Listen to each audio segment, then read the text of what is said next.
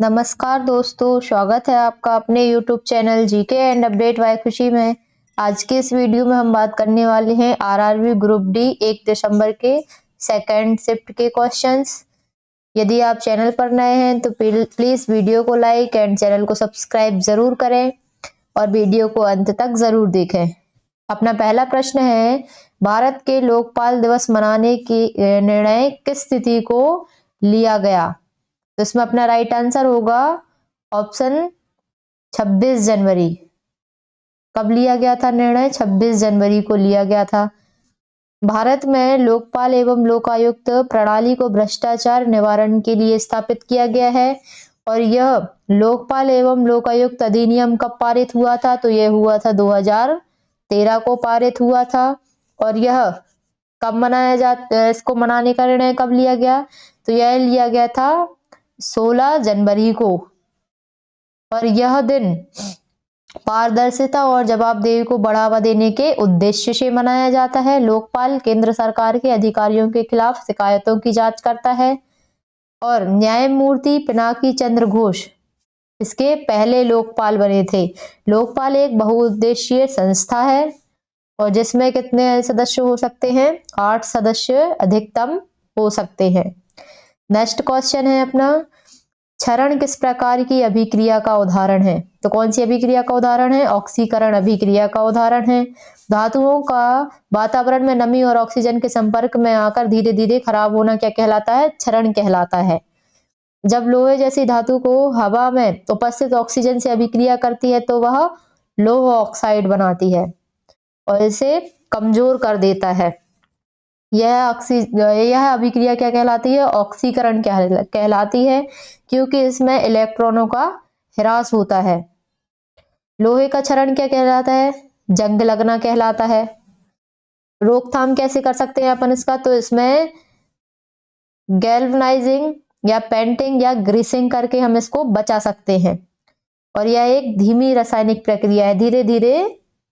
आपने देखा होगा कि लोहे में धीरे धीरे जंग लगती है। नेक्स्ट क्वेश्चन है, पौधों को किस पोषक तत्व की अधिक आवश्यकता होती है? तो पौधों को फास्फोरस की आवश्यकता होती है।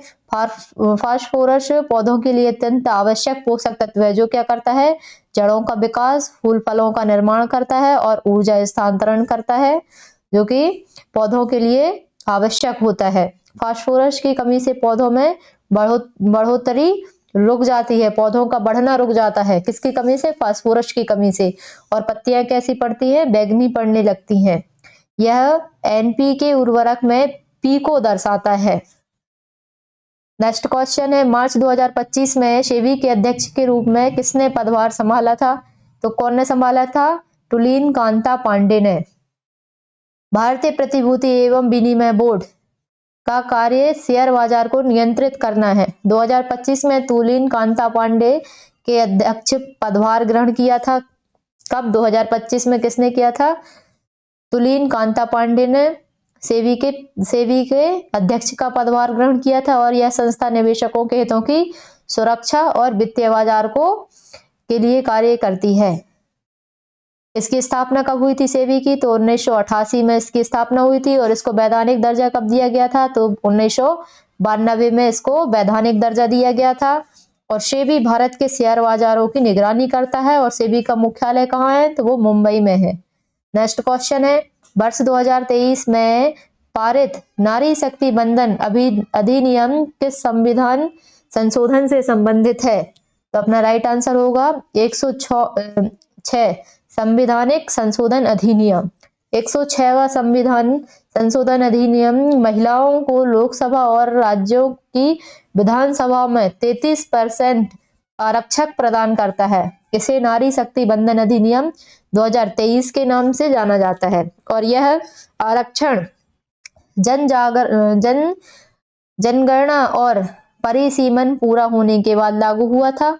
लोकसभा में 181 सीटें महिलाओं को मिलती है।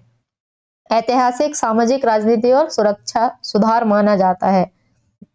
नेक्स्ट क्वेश्चन है, ग्लूकोज का सूत्र क्या है? तो ग्लूकोज का सूत्र क्या है? C6H12O6।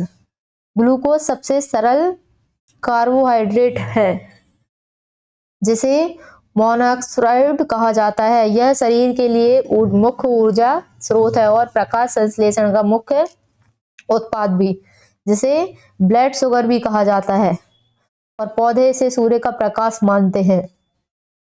नेक्स्ट क्वेश्चन है, जून 2025 में आमिर खान की कौन सी फिल्म रिलीज हुई थी?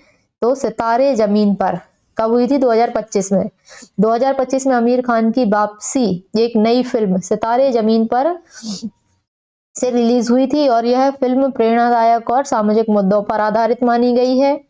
नेक्स्ट क्वेश्चन है, बहुभुज विभाजन निम्नलिखित में से किससे होता है? तो किससे होता है? प्लाज्मोलाइसिस से।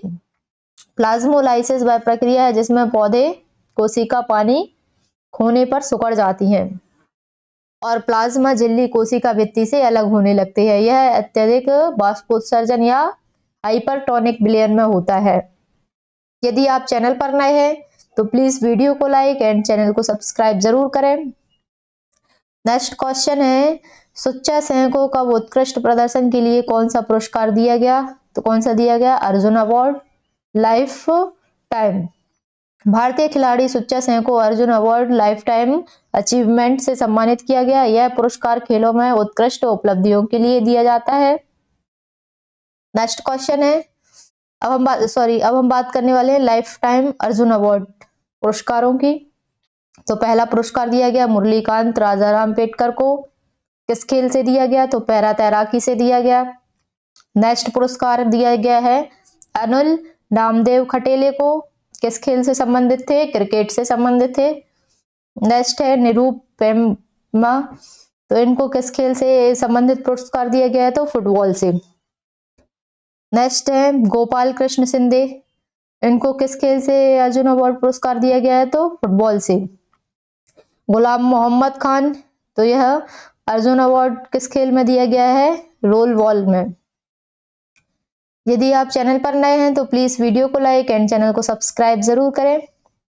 नेक्स्ट क्वेश्चन है, गाल्जी उपकरण किसका एक हिस्सा है? तो किसका है? एंडोप्लाज्मिक रेटिकुलम का।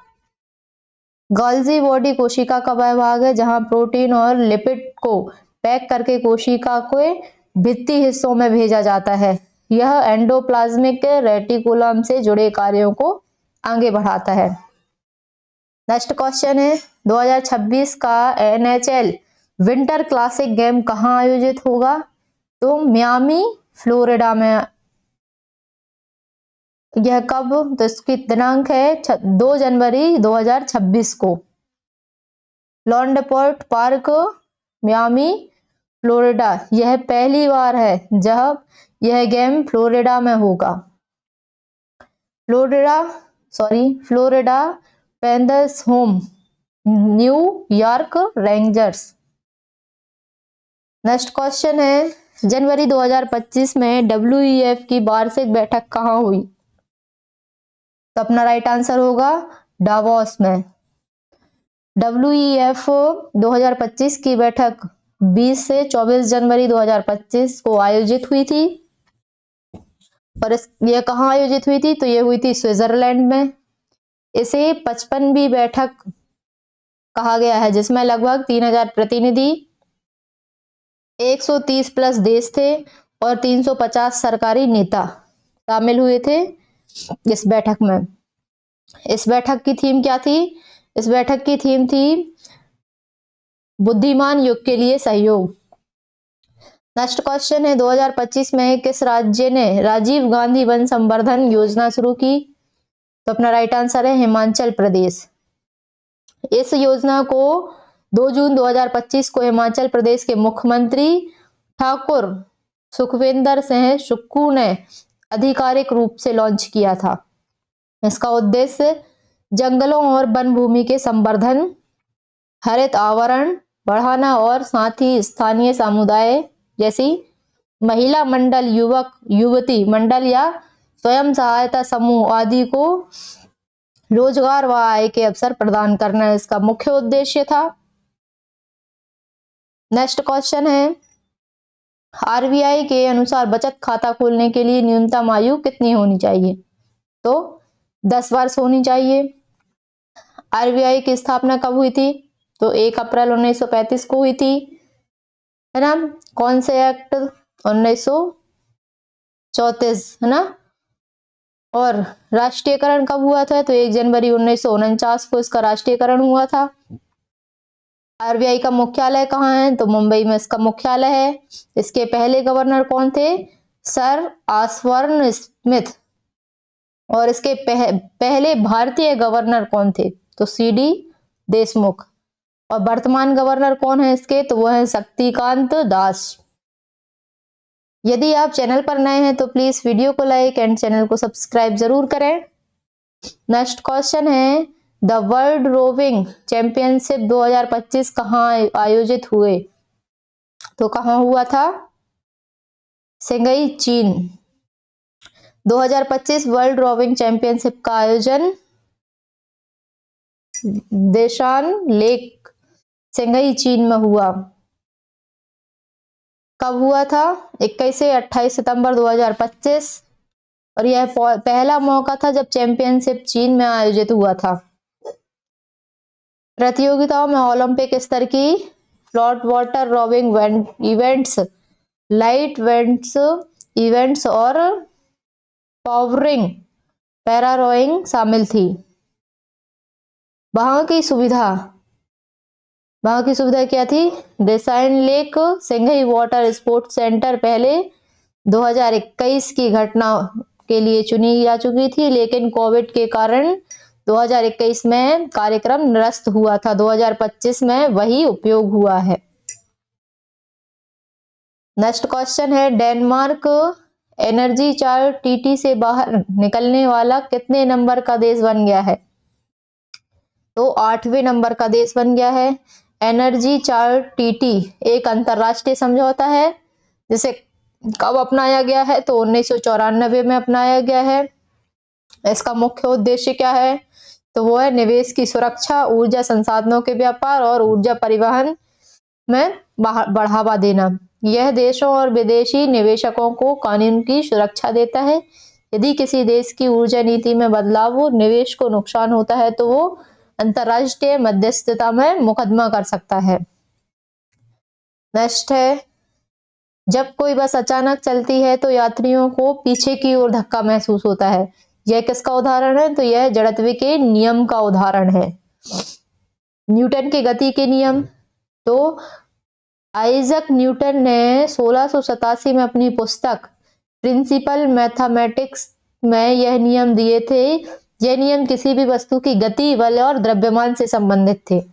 न्यूटन के प्रथम गति का नियम। तो यह, यदि किसी वस्तु पर बाहरी बल न लगे तो स्थिर वस्तु स्थिर रहती है और गतिशील वस्तु समान वेग से चलने लगती है। इसे क्या कहते हैं? जड़त्व का नियम कहते हैं। बस जब अचानक से चलती है तो यात्रियों को पीछे की ओर धक्का लगता है ना। ऐसे ही शरीर स्थिर रहने की कोशिश करता है तो उसे क्या बोलते हैं? जड़त्व बोलते हैं। चलती बस अचानक रुकती है तो यात्रियों को आगे की ओर धक्का लगता है। आपने भी देखा होगा कि अब बस से यदि अचानक से रुकती है तो यात्री आगे की ओर गिरते हैं। शरीर गति में रहने की कोशिश करता है। मेज पर रखी किताब तब तक नहीं सरकती जब तक हम उसे धक्का ना दें।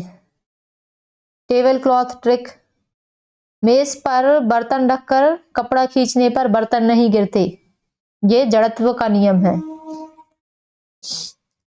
नेक्स्ट, तो न्यूटन के दूसरे जड़त्व के नियम की बात करें तो किसी वस्तु का त्वरण उस पर लगाए गए बल के सीधे अनुपात और उसके द्रव्यमान के क्रमानुपाती होता है। जैसे हल्की वस्तु को धक्का देने पर वह भारी वस्तु की तुलना में जल्दी चल पड़ती है। अगर कोई कम वजन की वस्तु है, यदि हम उसे धक्का दे रहे हैं तो वो भारी वजन की वस्तु से ज्यादा जल्दी चलेगी। क्रिकेट गेंदबाज तेज गेंद फेंकने के लिए गेंद पर अधिक बल लगाता है और कार का एक्सलेटर दबाने पर कार की गति बढ़ जाती है। शॉट पुट में भारी गोला फेंकने के लिए अधिक बल चाहिए होता है ना। अब इसके तीसरे गति नियम की बात करते हैं। तो हर क्रिया के बाद बराबर और विपरीत दिशा में प्रतिक्रिया होती है तीसरे गति के नियम में। तो रॉकेट ऊपर क्यों जाता है? रॉकेट गैस नीचे की ओर फेंकता है, रॉकेट ऊपर उठता है। रॉकेट जब गैस नीचे की ओर फेंकता है तो वो क्या होती है, क्रिया होती है, और रॉकेट जब ऊपर उठता है तो वो क्या होती है, प्रतिक्रिया होती है, क्योंकि गैस नीचे फेंक रहा है और ऊपर वो उठ रहा है। गन चलाने पर पीछे की ओर झटका लगता है ना। गन अपन सोचते हैं, गन अपन आगे की ओर, गोली उसकी आगे की ओर जाती है, पर अपन जब चलाते हैं तो पीछे की ओर हमें धक्का लगता है। तैराक पानी को पीछे की ओर धक्का देता है, शरीर आगे बढ़ता है ना। पानी को पीछे की ओर धक्का देता है तैराक, और शरीर को आगे की ओर बढ़ता है।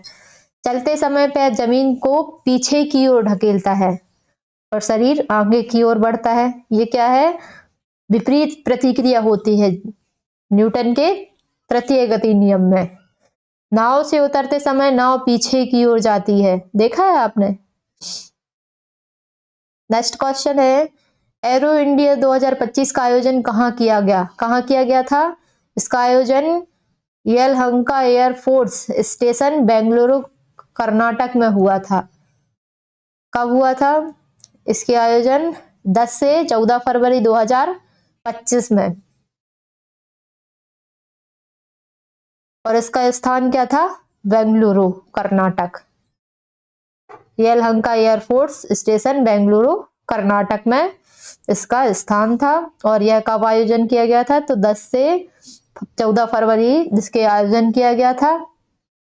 यदि आप चैनल पर नए हैं तो प्लीज वीडियो को लाइक एंड चैनल को सब्सक्राइब जरूर करें। तो दोस्तों आज के लिए इतना ही। आशा करती हूँ कि आपको यह वीडियो पसंद आई होगी। जुड़े रहिए ऐसे ही और यूजफुल कंटेंट्स के लिए जीके एंड अपडेट बाय खुशी के साथ। धन्यवाद।